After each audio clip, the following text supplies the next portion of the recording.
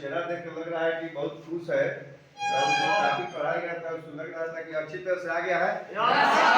लद्दाख से क्रिया में कोई समस्या नहीं सर। इसी तरह पढ़ते रहेंगे तो देश के लिए, अपने घर के लिए, अपने क्षेत्र के लिए, अपने राज्य के लिए क्या करेंगे? आगे बढ़ाने का कार्य करेंगे। बढ़ते रहेंगे, बढ़ाते रहेंगे। ठीक। लद्दाख से क्रिया में किसी को समस्या नहीं सर। आज हम जो टॉपिक पढ़ाने वाला है केमिस्ट्री में, वह इंटर 12 में भी और 10th में भी आएगा। इस जो टॉपिक का नाम है पीएच पैमाना। कौन पैमाना बाबू? पीएच पैमाना। पीएच पैमाना। पीएच पैमाने क्लास में शांति के साथ रहेंगे तो हम 100% कह सकते हैं कि आपको कुछ न कुछ आएगा, और जो बना रहे हैं इससे भी घर पे पढ़ाई करेंगे। पीएच पैमाने देखिए आपके बोर्ड में क्वेश्चन आता है कि शुद्ध जल का पीएच मान कितना होता है, या किसी विलयन में हाइड्रोजन आयन की सांद्रता इतना हो तो उसका पीएच मान कितना होगा। क्वेश्चन आता है, ये क्वेश्चन पूछता है, क्वेश्चन को जानना पड़ेगा। ठीक है, यही पीएच पैमाने के बारे में आज हम डिस्कशन करेंगे। आप पीएच पैमाने किसी भी विलयन के बारे में बता सकते हैं। ध्यान दीजिएगा, जो केमिस्ट्री में क्लास 10 और 12 में जो है सभी बच्चों के लिए आएगा, सभी बच्चों के लिए है। जो पीएच पैमाने हैं इसको पीएच स्केल कहते हैं। अभी तक आप किलोमीटर, मीटर, सेंटीमीटर पढ़े होंगे, लीटर, मिलीलीटर पढ़े होंगे, लेकिन इस पैमाने को आप नहीं जानते हो, नहीं जानते ना। तो पीएच पैमाने को आ दिया तो 100% ये बात है कि कुछ ना कुछ मेजरमेंट करना है, कुछ पैमाने के बारे में जानना है। तो पीएच पैमाने का लंबाई नहीं नापेगा, दूध को नहीं नापेगा, जल को नहीं बताएगा। पीएच पैमाने क्या करता है? किसी अम्ल, क्षार और उदासीन की मात्रा को बताता है या उसकी पहचान। समझिए बात को। पीएच पैमाने को 1909 ईस्वी में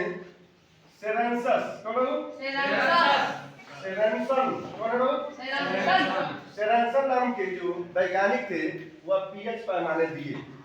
पीएच पैमाने के बारे में एक बहुत ध्यान दीजिएगा। पीएच पैमाने वह पैमाना होता है जो किसी विलयन में उपस्थित अम्ल, क्षार यानी कि भस्म और उदासीन को व्यक्त करता है। Are you sure? Yes sir. Problem नहीं सर। पीएच पैमाने का मान जो होता है, पीएच पैमाने के मान वो कितना होता है? 0 से लेकर 14 तक होता है। कितना तक? 0 से लेकर 14 तक। तुमने आप लोग ब्लैक बोर्ड पे देख रहे हो, दिखाई दे रहा है? Yes sir. अब देखिए, इसको जानना पड़ेगा कि जो पीएच का मान है 1 से लेकर 14 तक होता है, इस पैमाने में कहाँ तक हम अम्ल की माप करेंगे, कहाँ तक क्षार यानी भस्म को बताएंगे, और कहाँ तक उदासीन को हम जानेंगे। ध्यान दीजिएगा, अगर पीएच का मान एक पूरा क्या लिखे हैं? एक पीएच स्केल है, 0 से लेकर कहाँ तक है? 14 तक। पीएच स्केल है, ठीक है। पीएच क्या है? स्केल मतलब पैमाना। इस पैमाने पर अगर देखिए पीएच स्केल का मान 0 से आगे और 7 से कम हो, ध्यान से क्या बोले हैं? पीएच का मान क्या हो? पीएच का मान क्या हो? 7 से कम, 7 से कम। अगर 7 से कम होगा तो अम्ल होगा। क्या बाबू? अम्ल होगा, यानी कि एसिड नेचर बताएगा। क्या बताएगा? Acid nature. एसिड बताएगा, एसिड नेचर यानी एसिड प्रकृति बताएगा। समझ बात को? पीएच का अगर मान क्या होगा? 0 से आगे और 7 से कम हो तो क्या बताएगा? एसिड यानी एसिड मतलब अम्ल की पहचान बताएगा। अगर 7 हो जाए क्या होगा बाबू? 7। देखना ना, ध्यान दीजिए, सिर्फ सुनिए। अगर 7 हो जाए तो उसको क्या बोलते हैं? उदासीन। उसको उदासीन कह देंगे। और 7 से कुछ ही 7.01, 2 7 से बढ़ गया और 14 तक चला गया, यानी 7 से आगे 14 तक चला गया, उसे क्या बोलते हैं बाबू? क्षार यानी कि बेस कहते हैं। उसकी प्रकृति क्या बताएगा कि यह विलयन क्या है?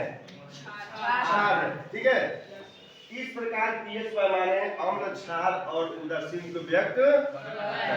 ध्यान दीजिएगा। अब पीएच पैमाना क्या है, इसकी परिभाषा जानिए। पीएच का फार्मूला क्या होता है, इसके बारे में जानिए। तो किसी विलयन में पीएच का मान देखो, जानिए किसी विलयन में पीएच का मान उसमें उपस्थित हाइड्रोजन आयन के सांद्रता के लघुगणक का मान ऋणात्मक होता है या ऋणात्मक मान है। समझे? पीएच पैमाने जो होता है वह किसी विलयन में जो हाइड्रोजन आयन की सांद्रता होती है, ठीक है, उसके लघुगणक का मान जो होता है ऋणात्मक होता है।